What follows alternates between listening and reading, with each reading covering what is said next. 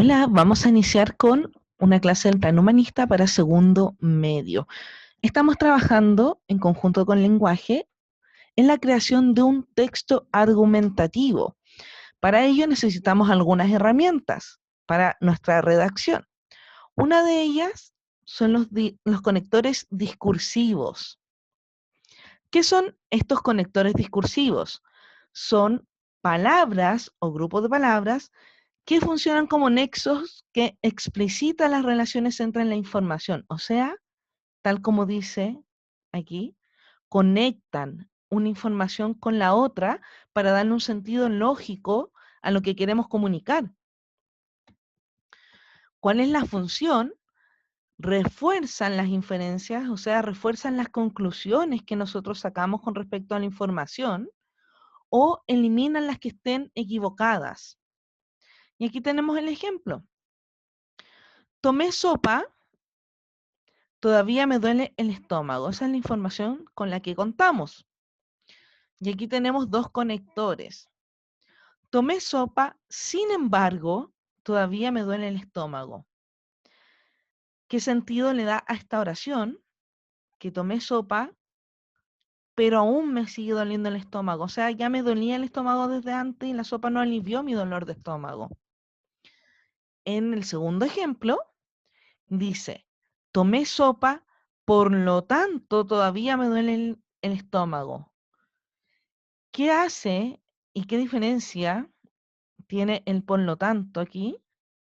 Que le da un poco de culpabilidad a la sopa con respecto al dolor de estómago.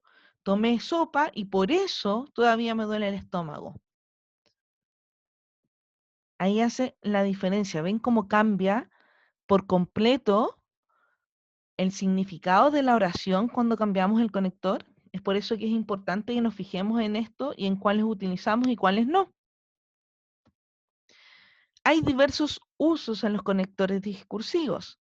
Entre ellos están dentro de la oración, entre las oraciones, entre párrafos y entre un párrafo y la totalidad del texto. Vamos a ver un ejemplo aquí.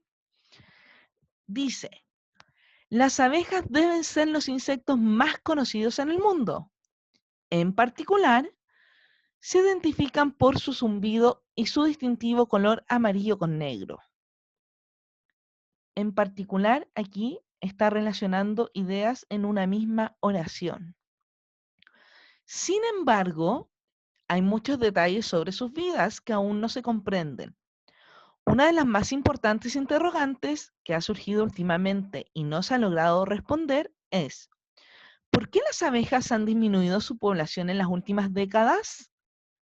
Y aquí vemos que, sin embargo, lo que hace es unir, relacionar la oración anterior con la que sigue superponiendo dos informaciones.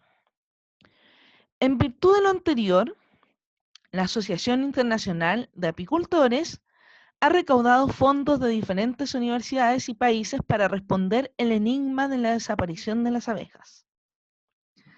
Gracias a esto, se ha podido realizar innumerables investigaciones. No obstante, a pesar de los grandes esfuerzos y de la gran cantidad de fondos reunidos, la AIA insiste en que es necesario un aporte mayor por parte de los gobiernos y universidades para solucionar este problema. Argumentan que, más que capitales, se debe aportar con investigaciones internacionales coordinadas. Entonces, en virtud de lo anterior, está relacionando este primer párrafo con el segundo, porque hace alusión a la información que aparece en el primero. En conclusión, aún queda mucho por terminar de comprender a las abejas y su rápida disminución.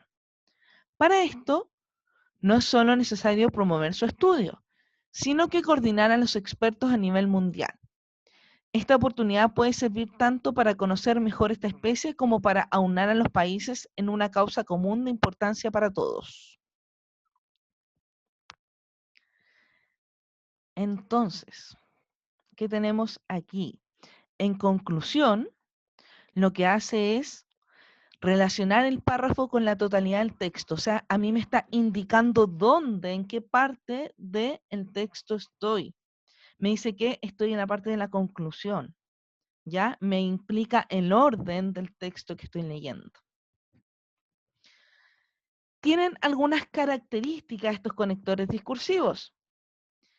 La Real Academia Española define algunas de las más principales. Primero, que son palabras o grupos de palabras que explicitan las relaciones lógicas entre oraciones y frases. Eso ya lo vimos al inicio cuando explicamos lo que eran los conectores discursivos. Se suele cambiar la entonación y separar por una pausa del resto de la oración al pronunciarlos oralmente. Y esto no solo en la oralidad, sino que también se indica porque la mayoría de las veces va separado por una coma antes y una coma después del conector. Pueden ser adverbios, conjunciones, preposiciones, interjecciones, locuciones formadas por distintos tipos de palabras.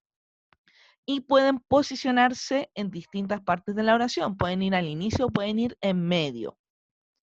Y aquí tenemos el ejemplo de, por ejemplo, valga la redundancia. Por ejemplo, pueden estar al comienzo. Pueden estar al final, por ejemplo. Pueden estar, por ejemplo, al medio. ¿Ven? Funciona para las tres partes de la oración.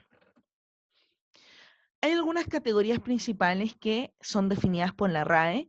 Este material de los conectores va a quedar en el Classroom de Plan Humanista para que ustedes lo tengan a mano y puedan utilizarlo cada vez que lo necesiten para su redacción.